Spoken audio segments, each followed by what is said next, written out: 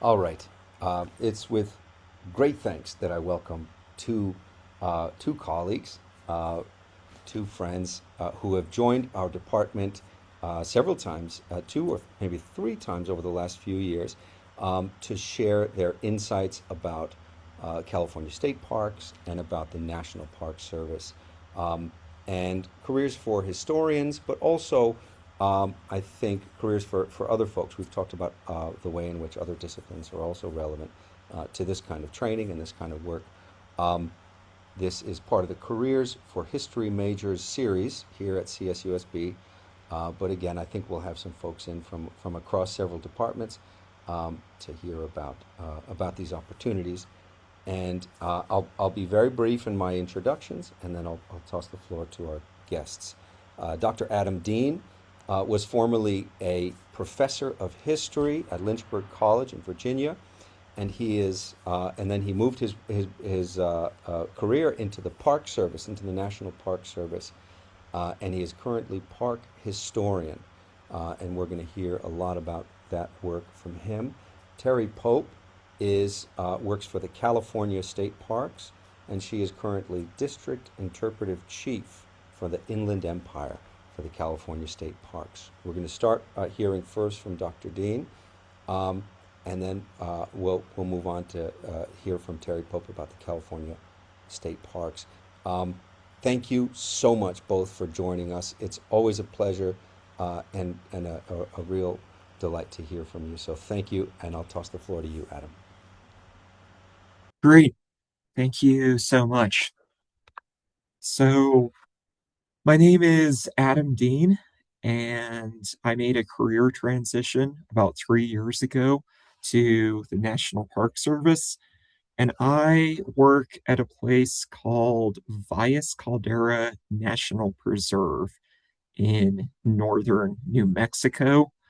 A lot of people who have never been to New Mexico often think of it just as a desert, but where I'm sitting right now is at about 8,700 feet, and it is an alpine environment that's quite similar to the Sierra Nevada and the Colorado Rockies. And I started with this photo both to give an insight to where I live and a brief introduction to what I do. So this is a 1941 structure called the Old Barn, and it is quite popular with visitors as a place to take photos of this really massive high altitude valley that has quite a bit of wildflowers coming up pretty soon here in May and June.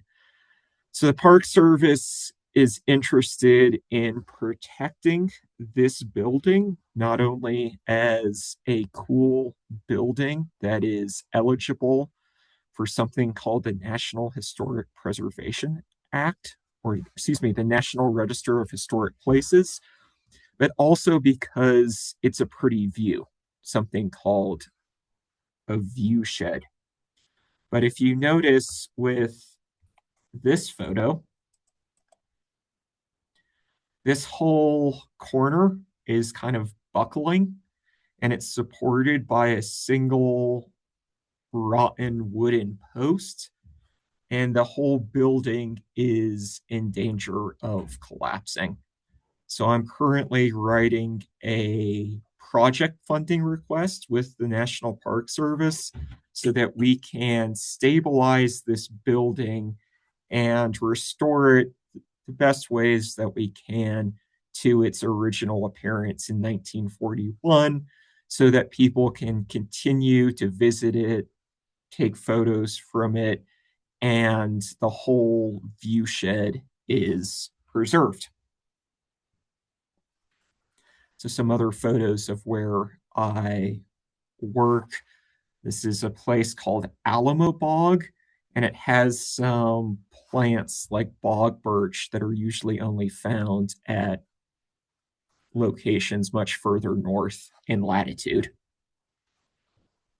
This is a view of most of the park from the top of a 10,000 plus foot peak.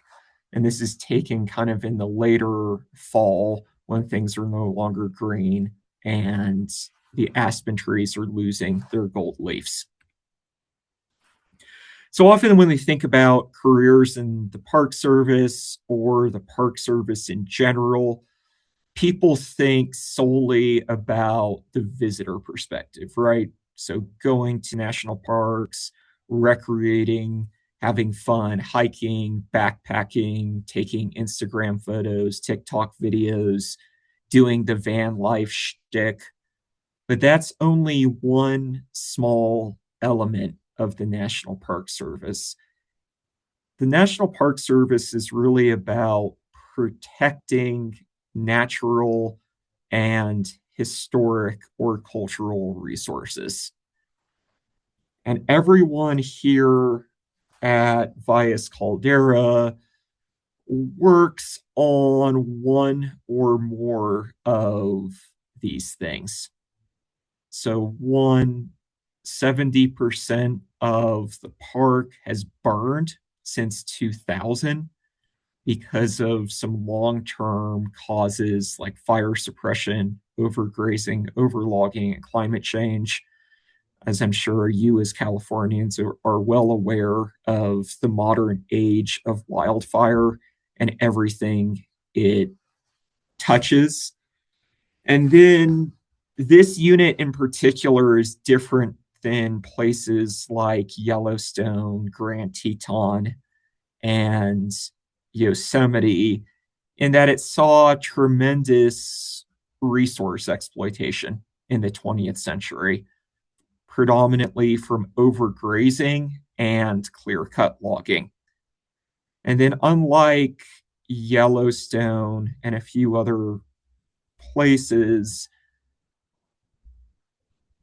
some of our keystone species, like the Mexican gray wolf and grizzly bear, were eradicated.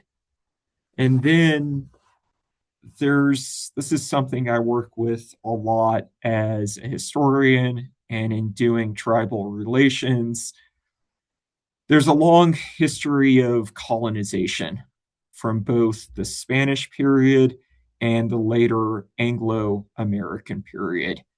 And we have 37 affiliated tribes, which is a pretty big number. And I'll talk later. We have two cooperative agreements with two nearby tribes that influence basically every single management decision that's made.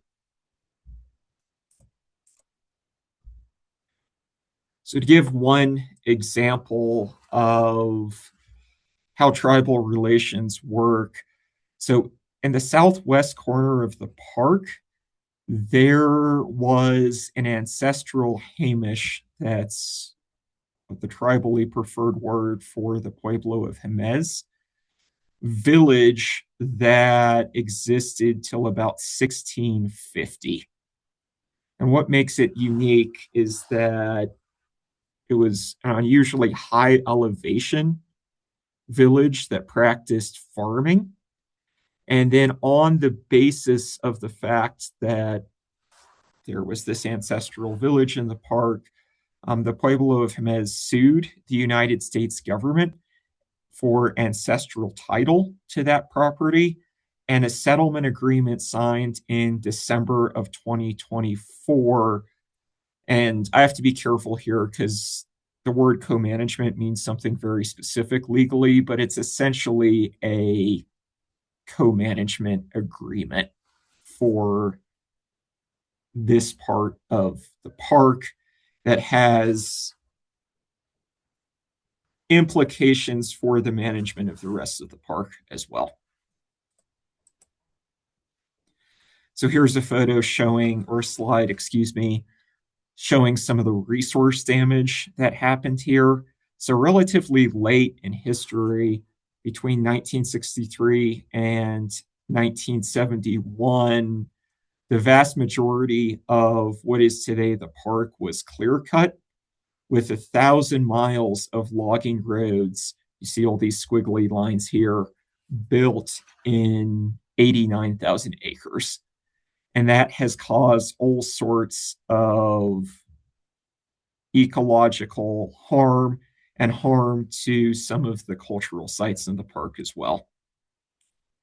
And then, of course, that has a direct tie to fire. So, one of the largest wildfires in New Mexico's history, 2011 Las Conchas fire, 156,000 acres. And most of us at the park, regardless of whether we're in interpretation, which I'll explain, and I'm sure Teri will explain as well, whether we're in natural resources, maintenance, or law enforcement, we're all involved in fire in some way. And so here's me helping with a prescribed fire. And I actually took this photo shortly before I ended up burning myself that day. So, on a bigger perspective, when people think of the National Park Service, they often just think of the 63 entities that have that title, National Park. So Everglades National Park, Joshua Tree National Park, Yosemite National Park. But the National Park Service governs 433 units. Some of these are quite small, like an individual historic home. Some of them are pretty unique. For example, Ulysses S. Grant, 19th century American president, has a tomb in the heart of New York City that's actually a National Park Service site. There's battlefields, so think of Gettysburg Battlefield, National Battlefield. There's sometimes very obscure historic homes. And then there are sites associated with specific episodes in U.S. history. So the most recent is the Amache, National Historic Site, which was an internment camp of Japanese American citizens during World War II. Another fairly recent and unique site is the Sand Creek Massacre National Historic Site in Colorado that commemorates and tells the story of one of the worst massacres of indigenous people by the U.S. Army. And national parks have every single ecosystem from tropical rainforests to what we are, these high montane grasslands with forests surrounding them, all the way up into Alaska, you have Arctic tundra. So I'm going to take a pause for me talking. So this is an interesting national park site. So this is in New York State. And it is the former home of a 19th century American president who did not speak English as his first language. So does anyone know what this might be?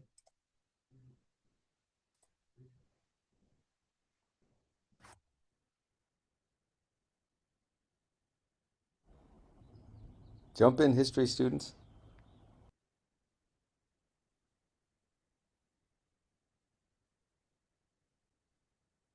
Do we all just have lunch? I think so. So who here has heard of Martin Van Buren?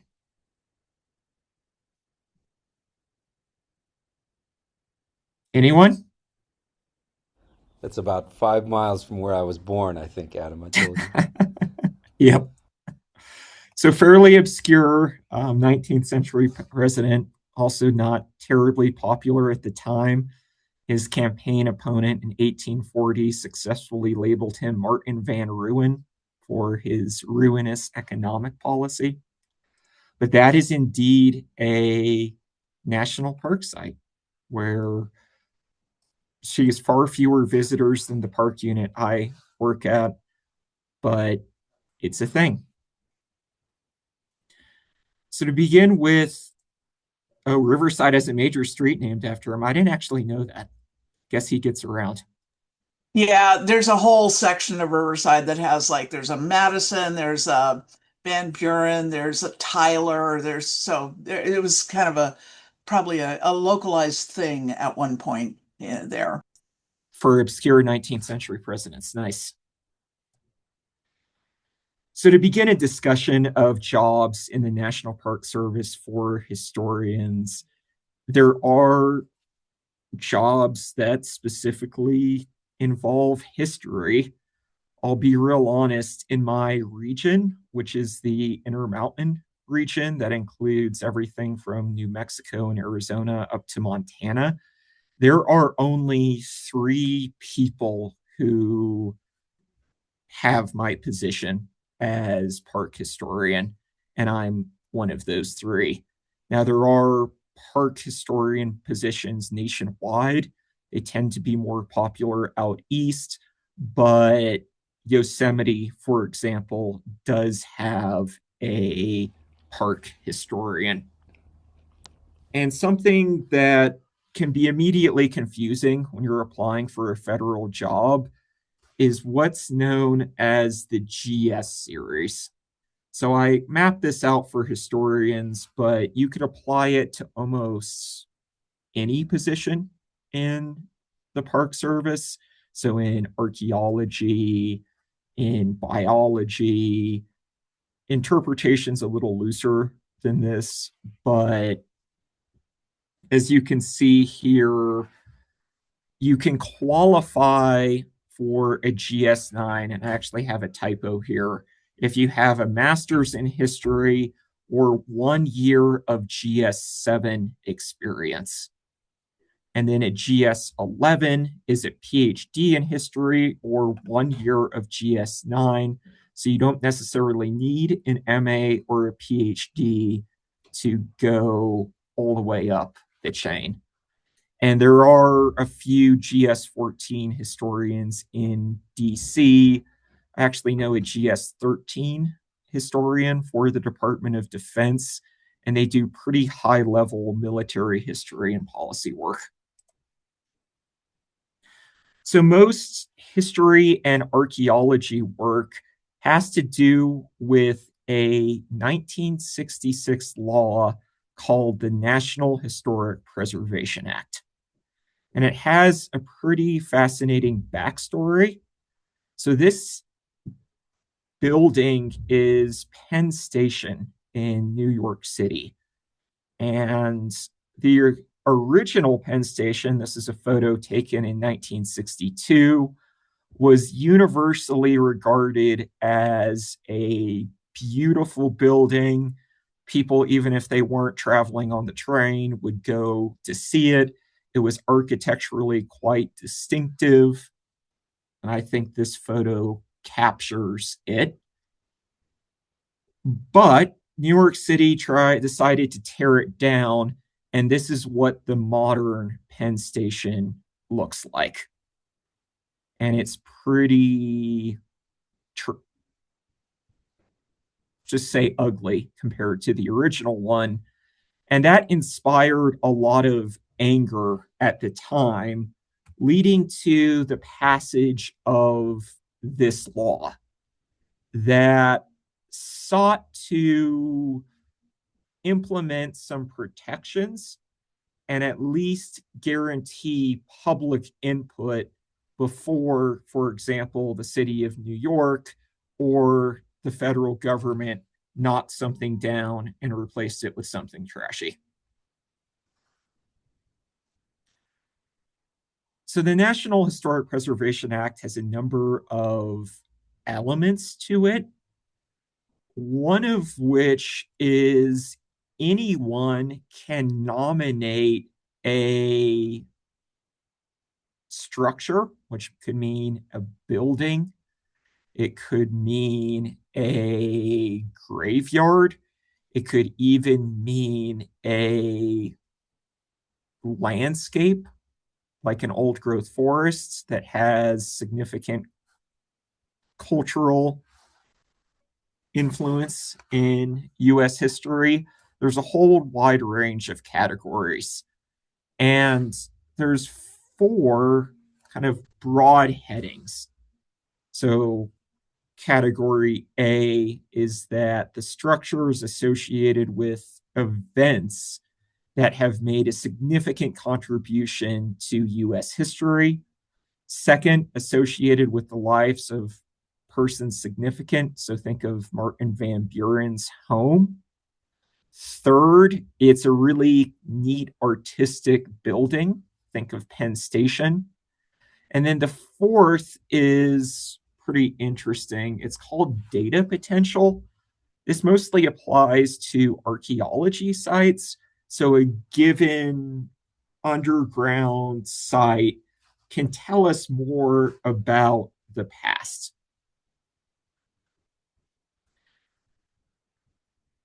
Historians with the Park Service make a lot of National Register nominations and determinations, which is essentially saying, I think this building is significant because it fulfills one of these four criteria, and I'm going to nominate it.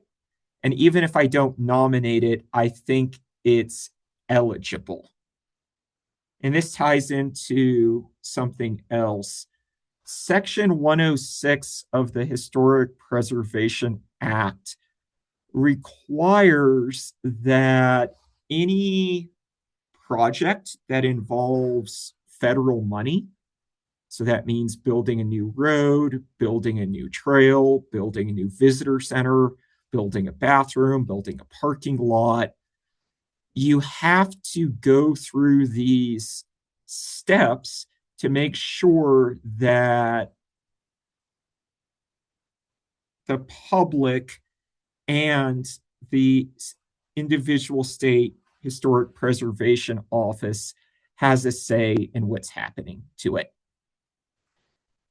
And if here, a lot of what I do is identify whether a property is eligible. If it's eligible, will there be what are called adverse effects? And then if there are, here's how we propose resolving them. So this may seem boring, but if you think of this building right here, this is a metal roof. This is non-historic. And when we hopefully restore it to what it looks like in 1941, the 1941 roof was wood. However, this is a highly fire-prone environment. Wooden roofs don't go well with flames, and keeping this metal roof is actually an adverse effect that you have to explain why you were keeping it and propose some measures to mitigate the impact of it.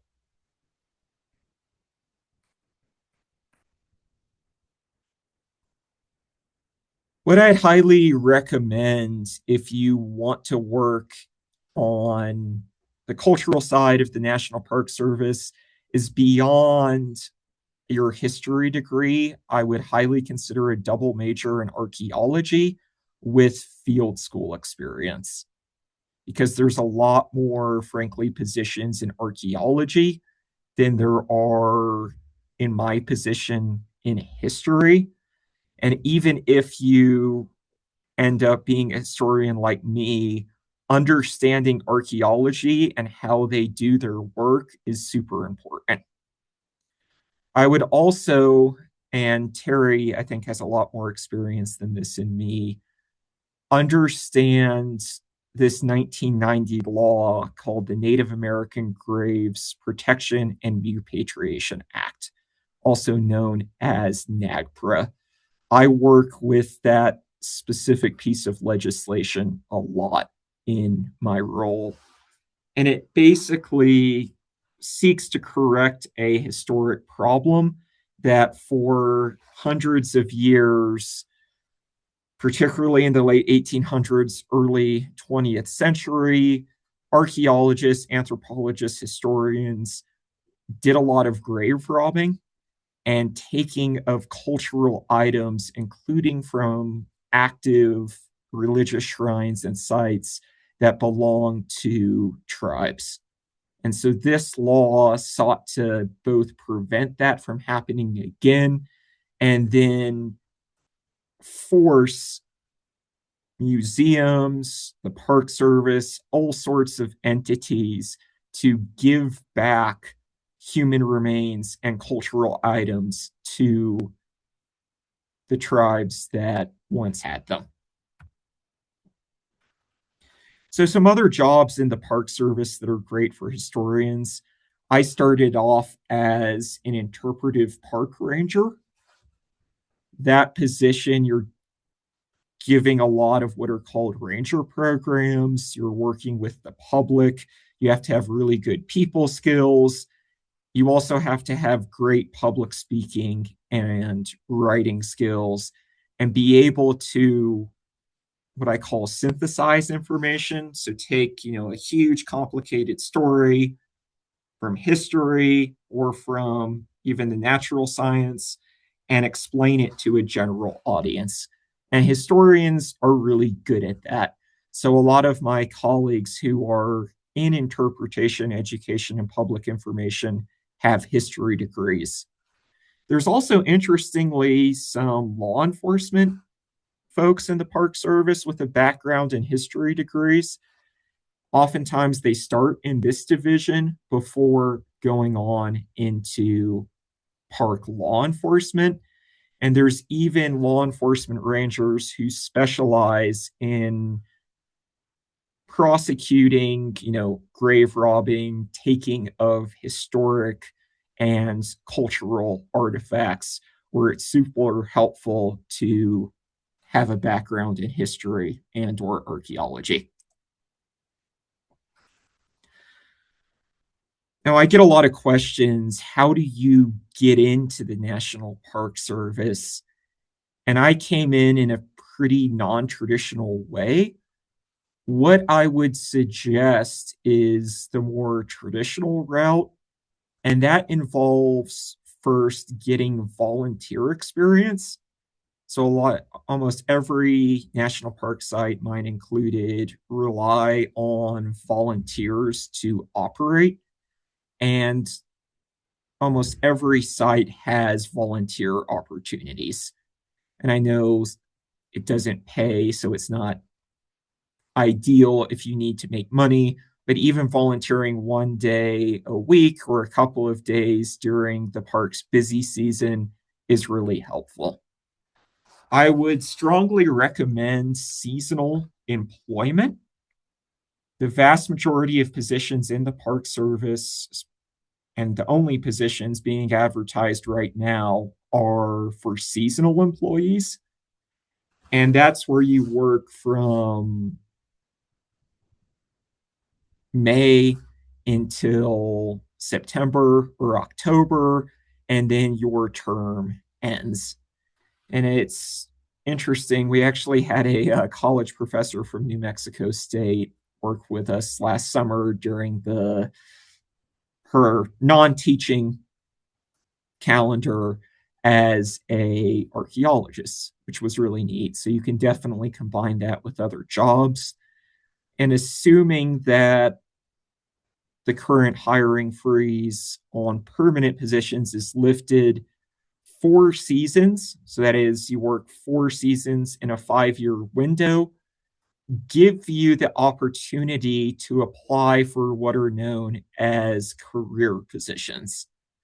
And some of you may have your eyes rolling in the back of your head. There's a lot of inside jargon, inside baseball, if you will, to the Park Service. But you'll notice when you're looking at open jobs that some of them are listed as career. Those are for people who are already in the Park Service, or you have those 4 seasons in a 5-year window. And then there are lots of internships in the Park Service.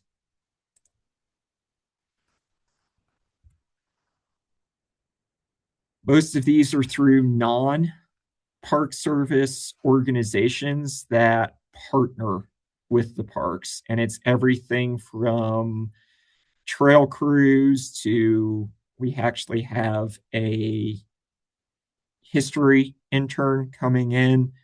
And then we at my park have a fishing and birding intern as well. But there's all sorts of internships and they're very different depending on the park site. And some other advice about the Park Service is you have to navigate a fairly complex job platform called USA Jobs.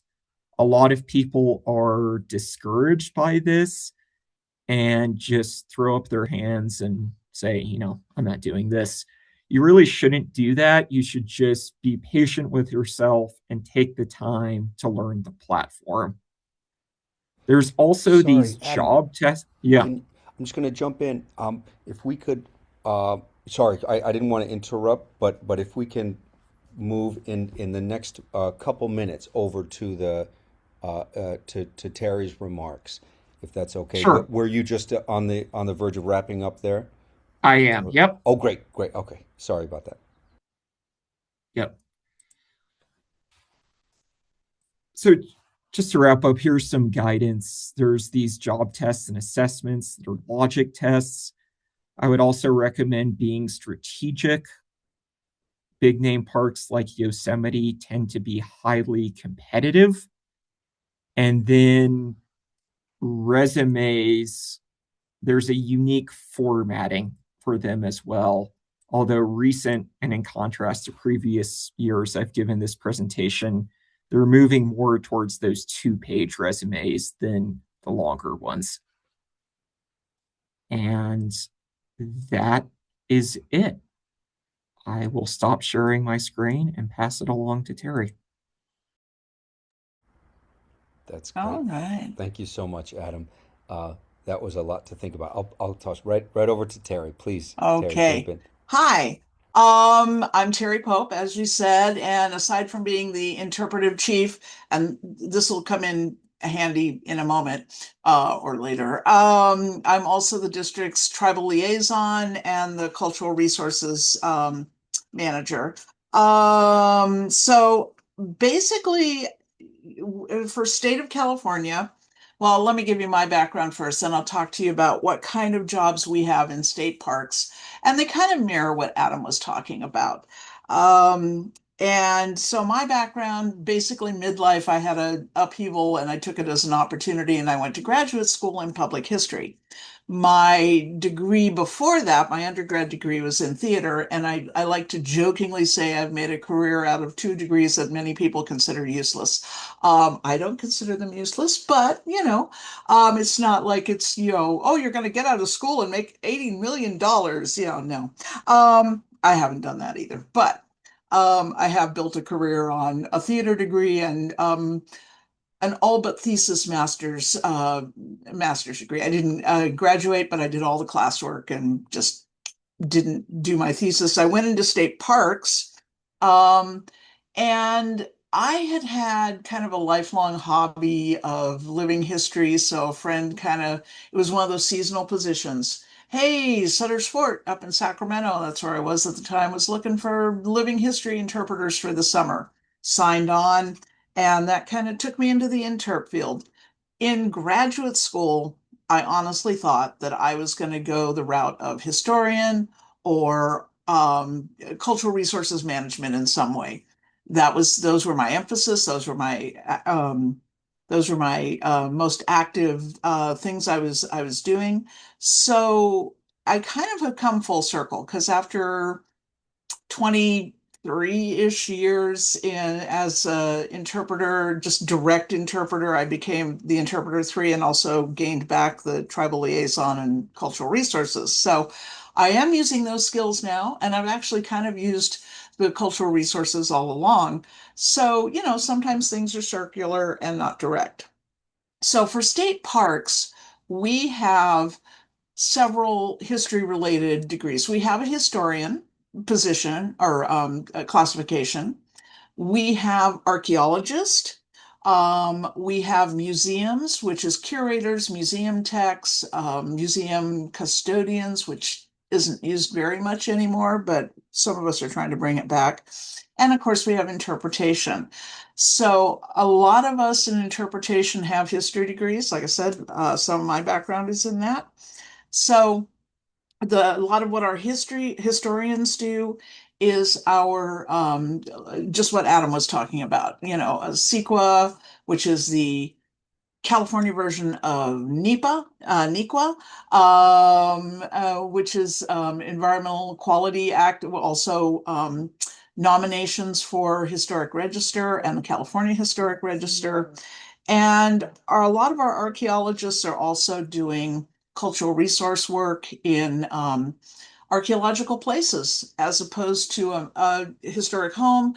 A lot of our historic sites or our prehistoric, pre-contact sites are California Native American sites. So, you know, there's a lot of different ways to look in there.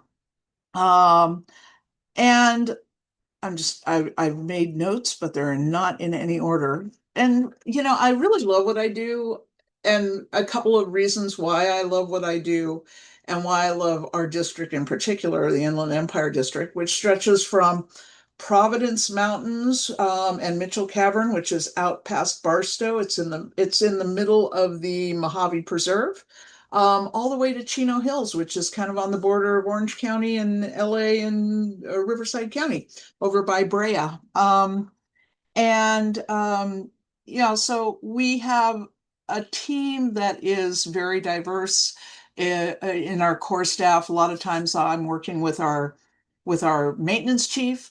I am working with our natural resources team, and I've done that as a field interpreter. You know, I know a lot about historic buildings, but plants, a little lacking in that. So I got to when I got to my last park, which was Silverwood Lake, I was following the natural resources person up there a while going, what was this? What's this? What is this? I don't know what this is. And he was very patient with me.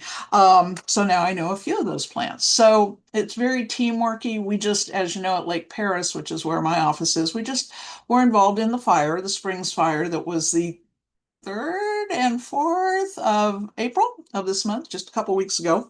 We did have about 1,200 acres of the park burn here at Lake Paris.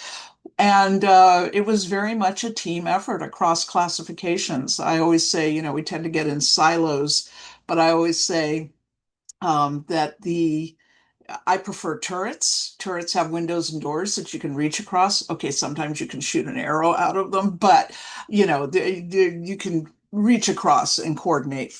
Um, so I really love the team effort of working within this career. And I learned, you know, Adam talked about how interpreters can learn a new subject matter. And I find that we do that in a lot of aspects of what we do, because you may not think that you're interested in something and it's in your park that you're working at, whether as an interpreter, whether as a an archaeologist or something.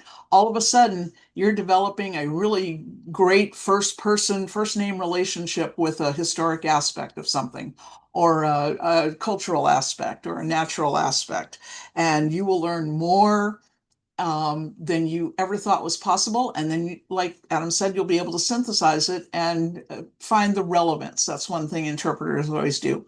Why is this important? Not just because I'm interested in it, but why is this important to the public? Um, so, and I know I'm kind of going through things kind of fast.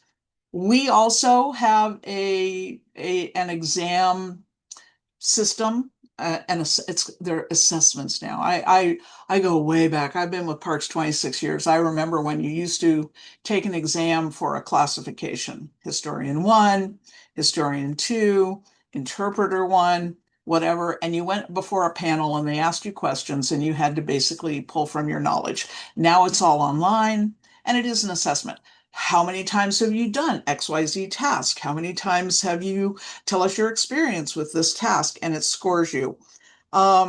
So they're not as scary as they could be. Don't look at them as scary. Look at them, they're a little involved and they're kind of time consuming and they eat your brain a little bit, but they're there for a reason because when we go to interview for a position, like we are going to sometime in the next several months, we're going to have an archaeologist position open up for the district.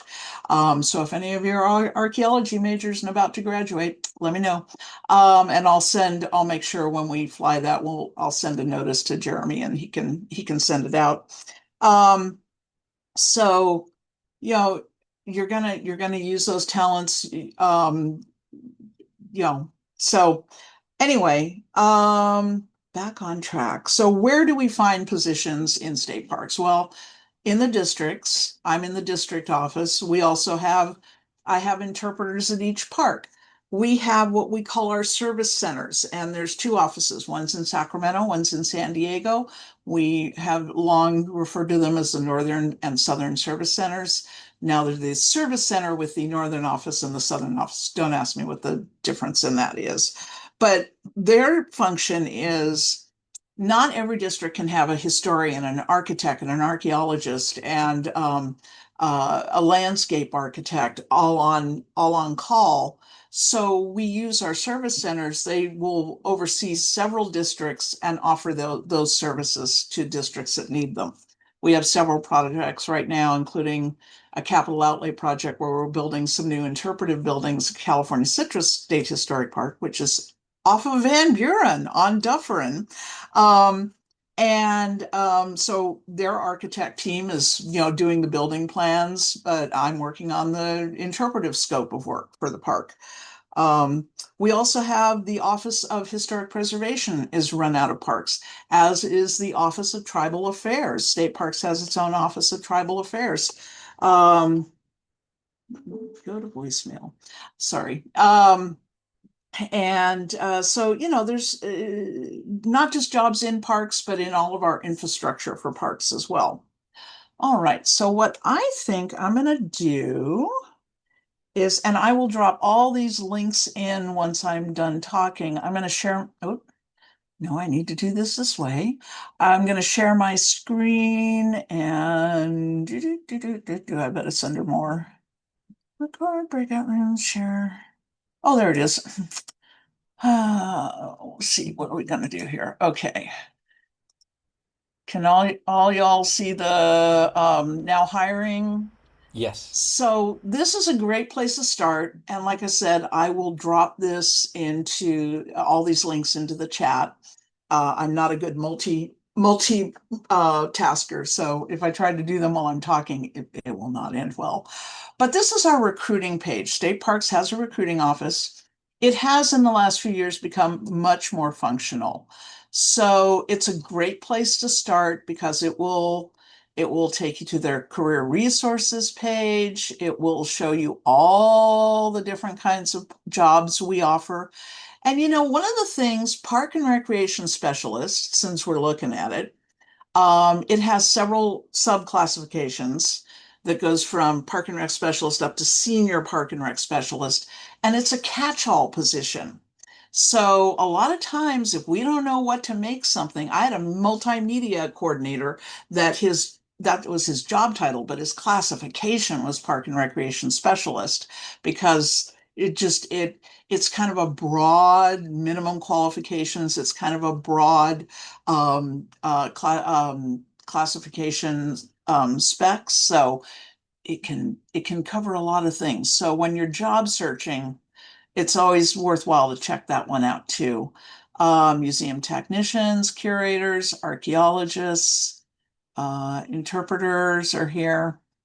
Many of us I started as a seasonal job. That job at Sutter's Fort was seasonal. I did it for 3 or 4 summers. So that is the jobs page. And something they've done in the last couple of years is the recruiters in the office is they've started to specialize. So you'll talk to a recruiter that has mentored several people that are interested in archaeology and historian or interpretation or law enforcement. So it makes it a little more useful.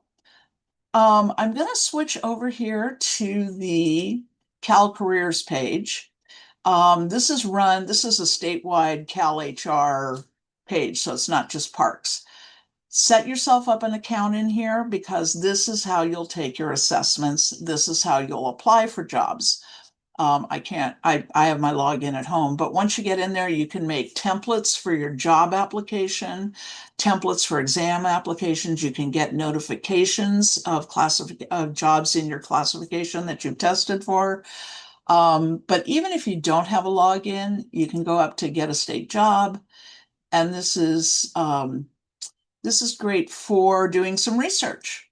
So job description and salary search.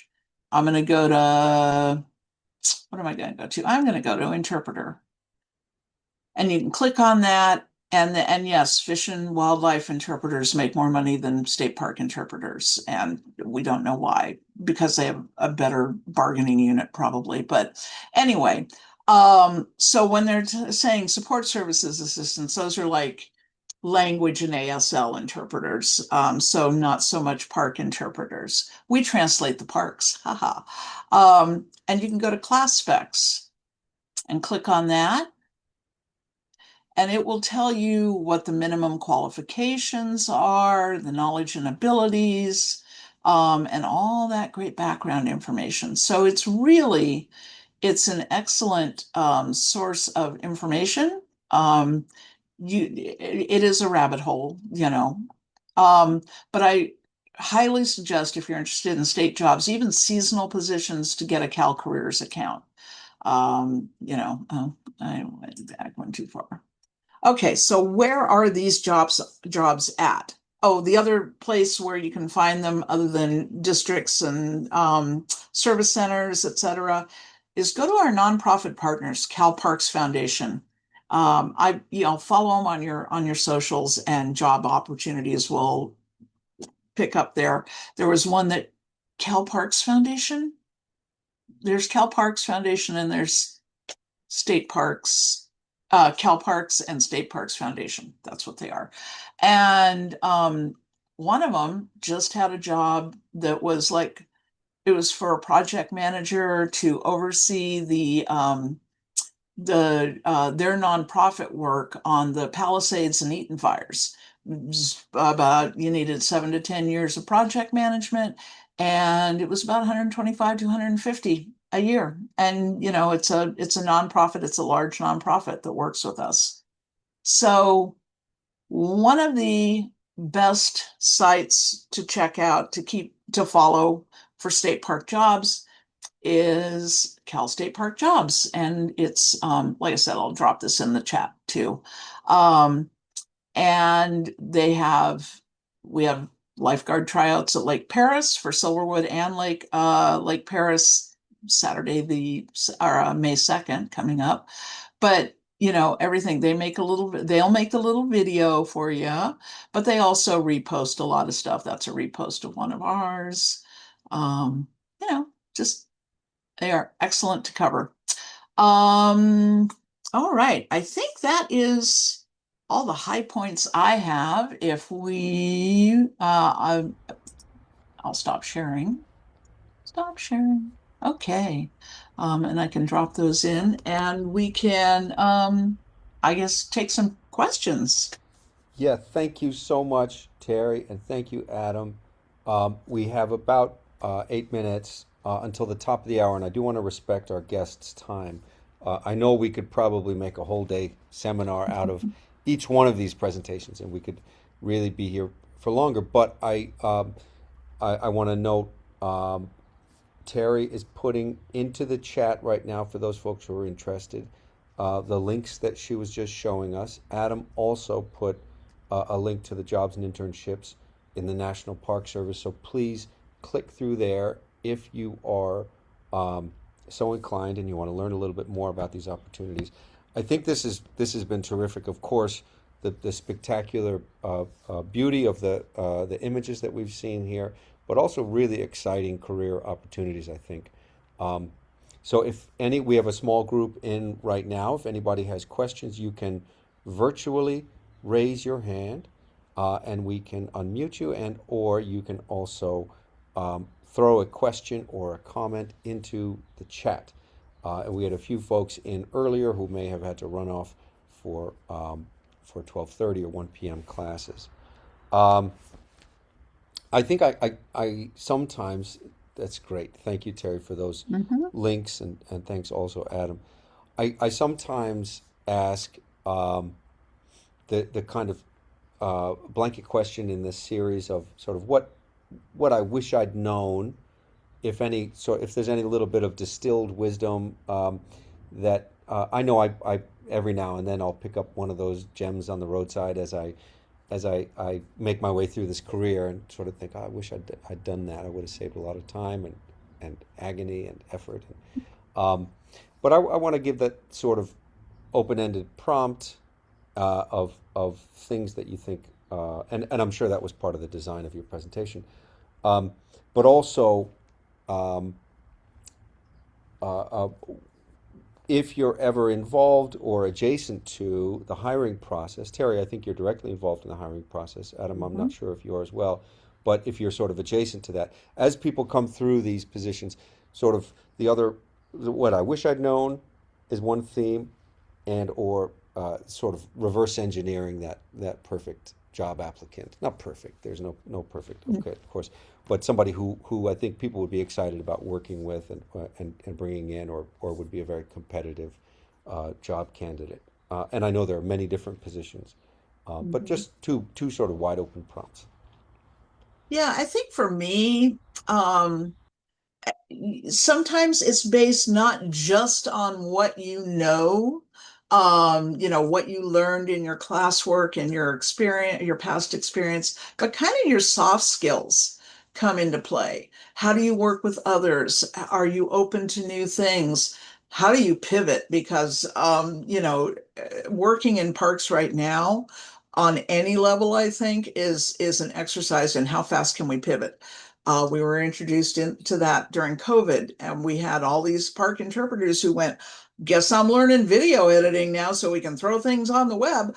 And we did that. And when there's a fire, like we had, how can we pivot? What do we need to do? Where do we get? I had for the music, we had to evacuate the Indian Museum of artifacts because the fire came very close. It did not destroy the building. It did not impact the building, other than that we evacuated the items. And I mean, I had maintenance, I had admin, I had any pair of hands we could get in there to help us move things from inside the museum to outside the museum, and into a safe space. So yeah, those soft skills, I think, which does not help you when you're looking for a job. But don't don't be afraid to show those that you have those soft skills. I think this is very much in the same vein, probably less hiring advice than just career advice.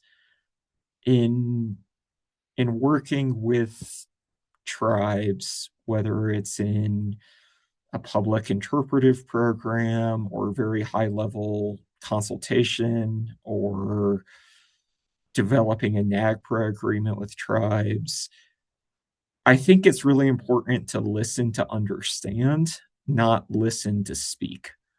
And I see lots of very ambitious go getter people who, which is great. I think those qualities can serve you well, but they often listen to speak and for advancement, not necessarily listening to understand. And I think that's an important nuance that is actually critical when you're dealing with not just issues I'm saying, but conflict in any position.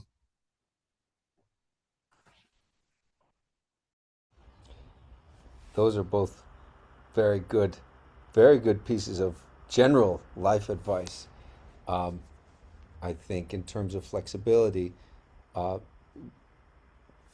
and I also think that these speaking from experience, when you're in a position of some kind of hiring authority or sort of adjacent to it, you're thinking about the kind of people that you want to be working with.